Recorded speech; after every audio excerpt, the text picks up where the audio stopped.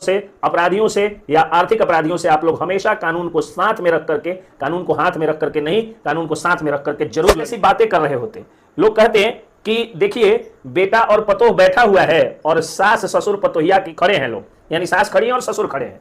तो जो चुगलखोर का जो सबसे बड़ा जमींदार है, जिसको इतना पैसा हो गया है कि अब वह पैसे के दम पर कुछ का कुछ बोलते रहता है, वो आपका जीना मुहाल कर देगा। इसलिए अब वक्त है कि आप इनसे लड़िए।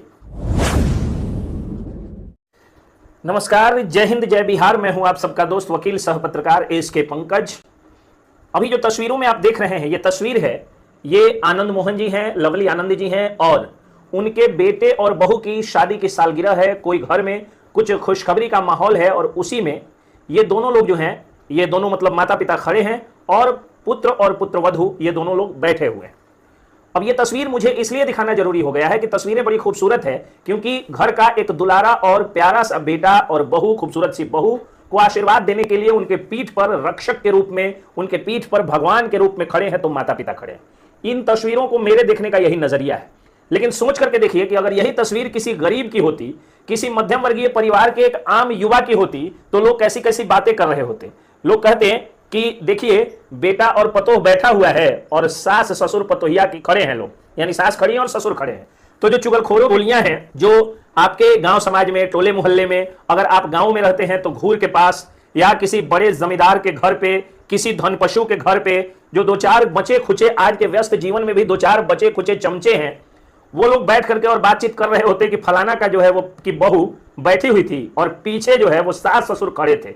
यानी पतोहिया को इतना भी संस्कार नहीं था कि वह खड़ी होकर के और सास ससुर के लिए कुर्सी छोड़ दे। और भाई उसकी शादी की सालगिरह है, वो खुशखबरी मना रही है, माता पिता पीछे से रक्षक के तौर पर, भगवान के तौर पर अगर खड़े हैं तो इसमें बुरा क्या है। लेकिन चुगलखोरों की जो टीम है वो इसकी चर्चा जरूर करती अगर यह व्यक्ति गरीब और मध्यम वर्गीय परिवार से आने वाले ये लोग होते तो।